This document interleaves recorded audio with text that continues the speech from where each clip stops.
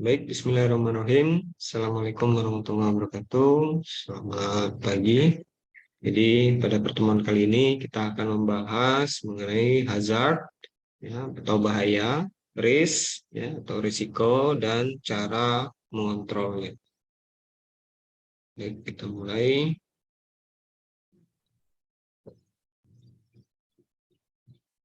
Ya. Apa itu resiko dan potensi bahaya atau hazard?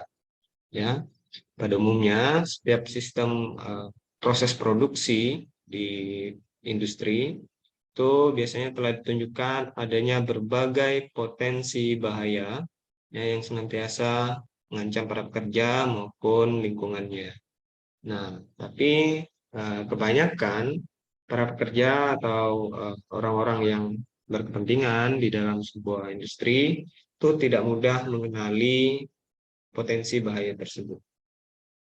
Misalnya ada sistem yang kelihatannya tidak mempunyai potensi bahaya, ya. Tapi sebenarnya sistem tersebut memiliki potensi yang sangat besar dan tersembunyi. Nah, ini kata kunci dari apa namanya hazard, ya. Jadi dia mempunyai potensi bahaya namun tersembunyi dan tidak disadari. Kan dapat berakibat fatal tidak terkendali. Kita sebagai chemical engineer itu adalah berperan untuk mengendalikan hazard atau potensi bahaya yang tersembunyi ini. Kemudian bagaimana peran perusahaan? Ya, jadi peran perusahaan, ya, khususnya yang bergerak pada bagian SHE-nya atau safety-nya, itu mereka harus meneliti dan juga menganalisis potensi bahaya yang terkandung. Maksudnya yang terkandung di sini juga meliputi potensi bahaya yang tersembunyi. Contohnya apa saja? Misalnya ada kabel yang tidak pada jalurnya, ya. Atau ada kabel yang terkelupas, ya.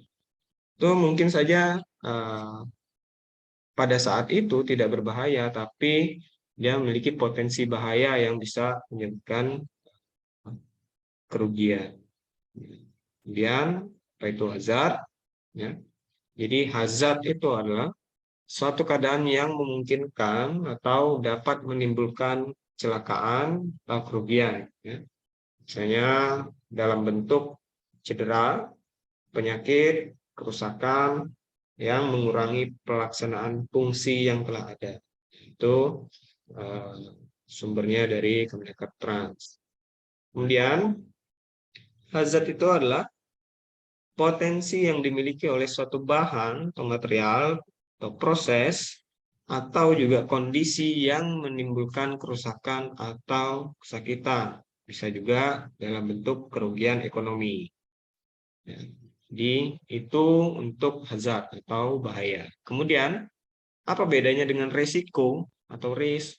Jadi risiko ini adalah suatu keadaan di mana dimungkinkan dapatnya menimbulkan suatu kerugian pada suatu waktu akibat terjadinya kondisi bahaya yang dan berbahaya. Jadi risiko ini perumpamaannya kita sudah tahu ada bahaya, ya, di situ. Kemudian kejadian berbahaya tersebut terjadi, gitu ya. Jadi tadi sudah ada potensi, ya, yang didefinisikan sebagai hazard, potensi bahaya. Nah, resiko ini adalah terjadinya bahaya tersebut. Kemudian besar kemungkinan yang dimiliki oleh suatu bahan, proses, atau kondisi untuk menimbulkan terjadinya kesakitan, gangguan kesehatan, dan penyakit akibat kerja. Ya, jadi kita sudah tahu ada bahaya, ya. Kalau tadi di hazard itu kan kita belum tahu ada bahaya atau bahayanya tersembunyi. Namun di resiko itu kita sudah mengetahui dan mengkalkulasi seberapa besar potensi tersebut. Ya. Jadi ini perbedaannya, ya, hazard dan risk. Contohnya untuk hazard ya, sesuatu kondisi atau benda yang berpotensi untuk membahayakan atau merugikan bagi kita. Kemudian risiko ini adalah kemungkinan dan tingkat keparahan dari suatu benda yang menyebabkan kerugian atau kerusakan. Jadi kita sudah mengetahui ada potensi bahaya, kemudian kita mengkalkulasi bahaya tersebut. Nah, itulah yang biasa kita sebut dengan risiko. Contohnya apa? Misal kita sedang mengemudi, ya, tentu saja pada saat kita berkendara atau mengemudi itu terdapat banyak jenis bahaya sesuai dengan contohnya lokasi, jenis jalan, jenis kendaraan yang lewat pada jalan tersebut, kemudian kemampuan kita sebagai pengemudi, dan juga kondisi lingkungan. Ya. Bahayanya saat mengemudi ini jelas pada setiap kesempatan atau keadaan itu berbeda-beda. Ya. Misalnya pada saat cuaca panas terik, ya, resiko bahayanya ini jelas akan berbeda ketika kita berkendara pada keadaan hujan lebat. Ya. Itu salah satu contoh pendefinisian atau perbedaan hazard dan risk. Contoh lainnya, misal seperti ini ya, misal kita berenang di pantai, ya. Kemudian di pantai tersebut ternyata memang ada hiu atau makhluk hidup lain yang berbahaya bagi hidup kita. Ya. Ikan hiu yang ada di dalam laut itu merupakan suatu bahaya atau hazard, yang mana kita belum bisa mengkalkulasikannya. Tapi apabila kita sudah bisa mengkalkulasi bahaya berenang pada perairan yang ada hiunya tersebut dalam laut, tapi kita tetap berenang di laut tersebut. Nah, itu kita sudah mengkalkulasikan seberapa besar risiko yang akan kita ambil apabila berenang di lautan yang ada hiunya tersebut. Nah, contoh lainnya, misal ada keadaan hujan lebat, ya, yang menimbulkan petir misalnya. Ya. Adanya petir ini itu bisa kita sebut dengan hazard, ya, atau potensi bahaya. Tapi apabila kita sudah mengetahui adanya petir, ya, hujan lebat, tapi kita tetap keluar rumah misalnya atau keluar ruangan, ya. Nah, resiko terhadap sambaran petir tersebut sudah bisa kita kalkulasi. Jadi itulah yang dinamakan resiko. Ya, jadi sesuatu yang sudah bisa kita kalkulasi, kemudian kita tetap melakukan kegiatan tersebut, itu didefinisikan sebagai resiko. Ya. Kemudian ada klasifikasi bahaya, ya, yang sering kita jumpai pada industri. Yang pertama dan paling utama itu adalah bahaya fisik. Ya. Ya, tentu saja banyak mesin yang bergerak secara mekanis bisa atau mempunyai potensi bahaya. Kemudian ada bahaya kimia, biologi, bisa juga bahaya psikologis dan juga ergonomi. Jadi ergonomi ini merupakan suatu bahaya dari suatu keadaan yang tidak terkendali, ya. Misalnya seperti tadi, ya, ada kabel yang tidak pada jalurnya, ya, mungkin tersandung atau pijak dari kabel tersebut. Kemudian apa penyebabnya perbuatan tidak aman ini biasanya terjadi atau dilakukan oleh para pekerja? Yang pertama adalah kurangnya pengetahuan pekerja tersebut, kemudian mungkin kurang terampil, tidak ada kemauan, ya. Kemudian ada juga faktor kelelahan, ya. Kemudian jenis pekerjaannya yang tidak sesuai, bisa juga gangguan mental dan kesalahan dalam tingkah laku dalam bekerja. Kemudian apa saja perbuatan berbahaya yang bisa menimbulkan kecelakaan kerja atau unsafe action, ya. Contohnya menjalankan mesin atau peralatan tanpa wewenangnya, ya. Kemudian menjalankan mesin dengan kondisi operasi yang tidak sesuai dengan apa yang ada pada SOP. Itu tentu saja akan menimbulkan potensi bahaya karena kita tidak tahu apa yang akan terjadi apabila kita menjalankan operasi tidak sesuai SOP. Ya, kemudian membuat alat pengaman atau alat-alat pendukung K3 itu tidak berfungsi. Kemudian tidak menggunakan APD, ya, mengangkat barang dengan cara yang salah, dan banyak contoh-contoh lain atau perbuatan berbahaya yang bisa menimbulkan kecelakaan kerja. Dan kalau tadi kita berbicara mengenai bagaimana unsafe action itu, kemudian sekarang kita coba memahami apa itu kondisi yang berbahaya. Selain perilaku kita saat bekerja yang berbahaya, ada juga kondisi, ya, atau yang tidak bisa kita kendalikan, ya, kondisi yang tidak bisa kita kendalikan. Kemudian apa itu? Jadi yang pertama itu adalah pelindung atau pengaman yang tidak memadai. Ya. Ini dimaksudkan bukan dari APD-nya, ya, tapi pelindung dari mungkin peralatan atau kondisi lingkungan yang tidak memadai. Kemudian peralatan yang atau bahan yang rusak tapi tetap digunakan. Ya. Kemudian ada penempatan barang yang salah, kemudian sistem peringatan tidak memadai atau mungkin rusak, ya. Kemudian pengabaian terhadap perkiraan bahaya kebakaran atau ledakan. Ya, sebagaimana kita ketahui pada pertemuan pertama, kebakaran atau ledakan ini merupakan sumber utama dari kecelakaan kerja. Ya. Dari kebakaran atau ledakan ini bisa muncul konsekuensi lain yang bisa merugikan industri. Kemudian, kalau kita klasifikasikan hazard atau potensi bahaya, kita bisa mengklasifikasikan menjadi dua macam. Yang pertama, OHH atau Occupational Health Hazard, dan OSH, ya, Occupational Safety Hazard, atau OHH ini biasa kita kenal dengan bahaya kesehatan kerja.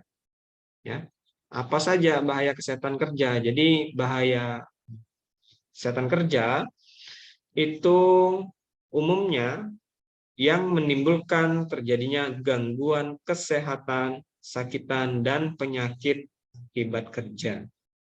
Ya, jadi merupakan akumulasi yang terjadi pada tubuh seorang pekerja yang menimbulkan penurunan kualitas kesehatannya. Ya.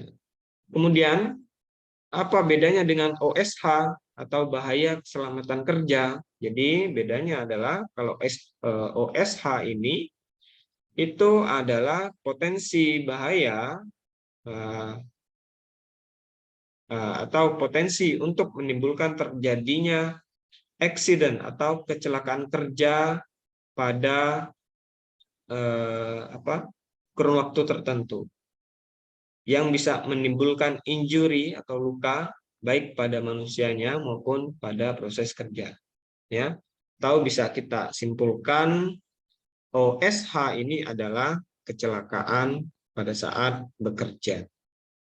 Bedanya dengan OHH tadi itu adalah penurunan kualitas kesehatan akibat akumulasi dari pekerjaannya. Mungkin dia bekerja pada suatu keadaan dia menghirup gas toksik secara terus-menerus, ya, menahun, dan pada akhirnya dia kondisi tersebut menyebabkan terjadinya penurunan kualitas kesehatan. Misalnya dia terkena ISPA, ya, dan lain sebagainya. Kemudian kalau kita klasifikasikan lagi, bahaya kesehatan kerja ini dia bisa disebabkan dari berbagai macam penyebab. Yang pertama adalah akibat physical hazard atau bahaya fisik, ya. Contohnya ada bising, temperatur ekstrim, pencahayaan yang kurang, ya, getaran dan lain-lain. Kemudian apa saja physical hazard ini? Ya. Kita uraikan satu-satu, ada bising, suhu, pencahayaan, dan mungkin ada radiasi. Ya. Ya. Kebisingan bagaimana? Ya, tentu saja kita mengenali beberapa polusi, ya. Salah satunya itu adalah noise pollution atau polusi suara. Ya. Jadi misal ada peralatan peralatan mekanis yang bekerja yang menimbulkan suara yang bising, misal saat menggerinda, ya. Tapi kita tetap tidak menggunakan penutup telinga, ya. Itu merupakan suatu bahaya dari pekerjaan yang menimbulkan kebisingan. Begitu juga dengan suhu, pencahayaan, dan radiasi. Klasifikasi yang lain itu adalah chemical hazard, ya. Jadi potensi bahaya kimia. Contohnya apa? Contohnya ya bahan-bahan kimia yang toksik, ya. Kemudian iritan, ya, dan lain sebagainya yang menimbulkan kerusakan pada tubuh pekerjanya atau pada peralatan kerjanya, ya. Kemudian ada hazard biological. Contohnya mikroorganisme, adanya bakteri, virus, atau jamur, ya, atau fungi. Dan yang terakhir ada ergonomic hazard, ya. Nah, jadi ergonomic hazard ini bisa juga kita sebut sebagai ketidaksesuaian desain kerja dengan pekerjanya. Jadi tidak sesuai antara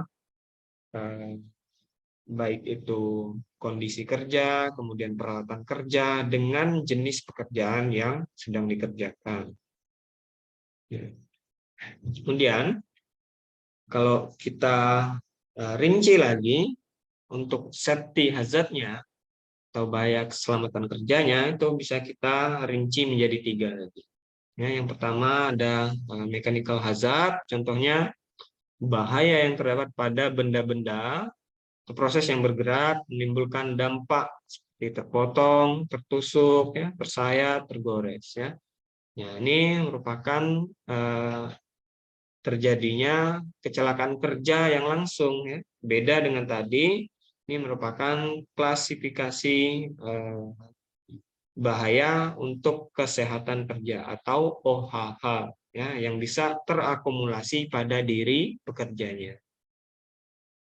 Kemudian ada bahaya kimia atau chemical hazard. Bahan kimia ini bisa dalam bentuk gas, cair, ya, yang mempunyai sifat mudah terbakar, kemudian mudah meledak dan korosif, yang bisa langsung menimbulkan kerugian bagi pekerjanya. Dan tentu saja ada electrical hazard, ya. Dan sebenarnya masih banyak lagi hazard yang bisa membahayakan keselamatan kerja, ya. Tapi 3 bahaya ini merupakan bahaya utama yang menyebabkan kecelakaan kerja. Selain OHH dan OSH tadi, kita juga